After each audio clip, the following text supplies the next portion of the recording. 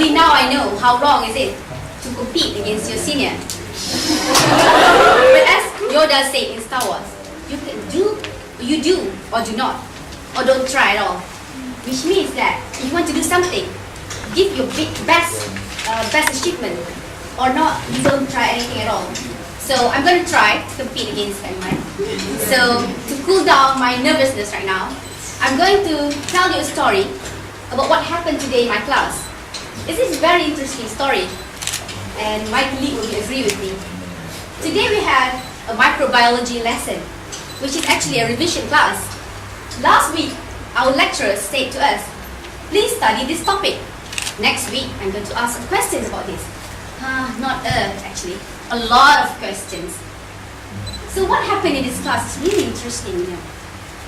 Half of the class was like hiding behind the books. Some of them were hiding behind the tables. I was actually wishing that I could be invisible at that moment. So an hour passed, and the lecturer started to ask me questions. So, being me, I had not studied. So I just sit behind the desk and wish, please don't see me, please. And then the lecturer started to ask questions. Very difficult questions, actually. You know what I wish for at that moment is that I want to run. Yes, I'm going to run out from this class and just go. But I did not run. But what I did was sit there and ponder. And there goes my title for today's speech. Why me? Step up and be different. Many of us ask the question. When I entered this public speaking competition, I asked one of my colleagues, hey, did you enter the competition? He said to me, hey, why me? I was like, why me? You are the greatest speaker, why don't you go and step up? And from that moment, I start to write my speech. So it will be a very, very long speech. I hope you can bear with me. So start. That was today. So I'm talking about the present. So what about the future? Let us go and imagine our future together. Stephen Covey wrote in his book, The Habit Number 2, to begin with the end of your mind. So let's begin this journey with the end of our mind. Let's imagine. You see, I'm not a psychic. I don't know what's going to happen to me after this. Am I going to go to the final? Am I going to be Syaimaa? Am I going to be the last contestant yesterday? So, what I know is that what I'm going to say tonight is going to be sort of like a wake-up call for all of us. So, some of us will graduate this year. Congratulations. Some, like me, will graduate after 3 years. So what will happen after 3 years? So what will happen after you graduate? Will graduation day be the last day of your life? I mean, by this I didn't mean to attempt suicide or anything, but I mean, will you put a big fat full stop in your career or a big fat full stop in your struggle to become the best? So graduation to me is like a license to practice, nothing more than that. Graduating from medical school marks the first day of your life as a medical practitioner. Am I right? Yes. So let's go and buy a cake on this day, because this day we have become a doctor. But don't forget to congratulate yourself to a new no-life life. You see, years of isolating yourself in your secret dark room, studying, digesting medical books pages by pages, and vomiting them all in the examination hall for 3 hours doesn't make you one in a million. It will only make you a bookworm freak. Would you agree with me if I say that? Our life is actually like a race. So in this amazing race, do you know how many contestants are there in this race? Do you realize that you are one of these contestants? Do you know who you're going against? How many are these contestants in this race? So let me feed you with facts and numbers. I believe you will be shocked. Prepare to be shocked.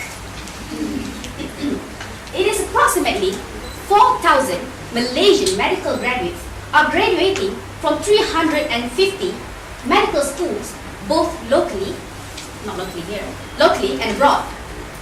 So at this kind of rate, you can expect after 5 years, How many doctors are there going to be in the hospitals? But many of us are still sleeping on our bed of roses. We think that, of course, after this, I'm going to be a doctor wearing a white, bright lab coat, prancing around the hospital with your stethoscope and all. Yes, it is a very good dream. But do you know, the guy sitting next to you is also sharing the same dream. So today, he is your friend. He walks to you in class, he eats with you, he chats with you. But the next year or the next 5 more years, he will be your foe. Are you prepared for this? Dr. Jaya Indra, the head of the Department of HKL, Department of Medicine, said, 5 years ago, one house officer used to attend 10 patients. But currently, one house officer is taking care of 4 patients. Sounds good. But you know, this is not good news, everyone. This means that the opportunity for you as an intern to learn during your internship year is severely decreased, ladies and gentlemen. Imagine this, one appendectomy case in the hospital. You think that you're going to get that case. You say, okay, I'm going to get this case. But you forget that behind you are 40 other house officers eyeing on the same appendix. The patient will literally scream around. So this is what happens. Are you ready for this? Are you ready for this? Do you realize that you are in a race? So let's run, everybody. Let's run, because this is a race. So I finished my talk about medical officer year and housemanship year. So what about master program? This part is a little bit tricky. With the current 6,500 house officers in the hospital, and there are only, sadly and unfortunately, they have only 600, ladies and gentlemen, 600 posts for master program. So by simple mathematics, you don't need a calculator for this. 10% of you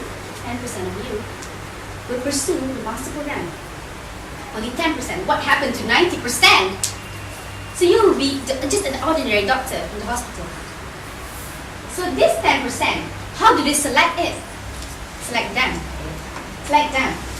First of all, a good medical practice. Of course, you are a doctor. And second, it's a recommendation from your head of the department. So you see, you're competing against each other. I see your face just the same. So what makes you different? So have you seen the Grey's Anatomy? Whose character is the most remarkable one? Maxwell. That's a very special case. But I admire the most is Christina Yang. What did she do? She didn't hide behind the book when the professor asked her a question. She didn't wish for her to become invisible. This is a very absurd case. But what she did is that she stepped up. And whenever there's a case, she will be the first one to arrive at the scene.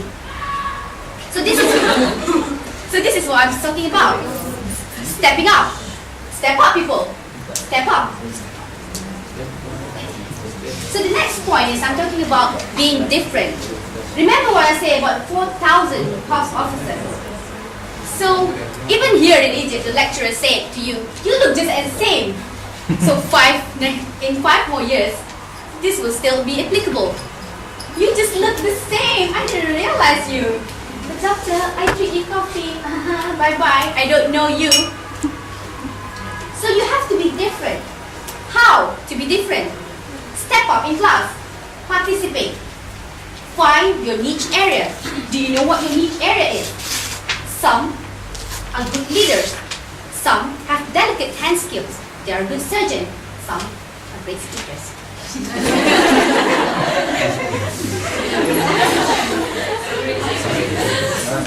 So find your niche area, everybody. Be different. Step up. Participate.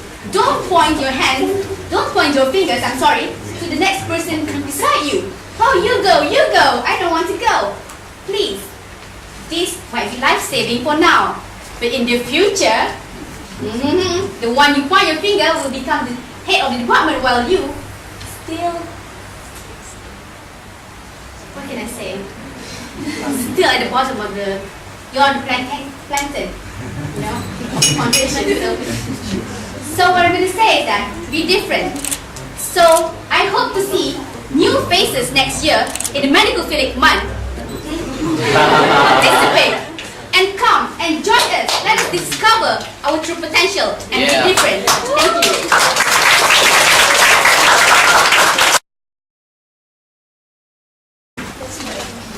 Assalamualaikum and a very good evening. We meet again in the second round of the public speaking competition. I sound so formal. You don't want to know why? Because the topic given is very interesting, I must say. When I first look at this title, I feel like singing. But first, my first impression was I was shocked. Oh my god, what is this question? But since I have received too many shocks today, so this one I have been like, okay. So let's talk about the topic.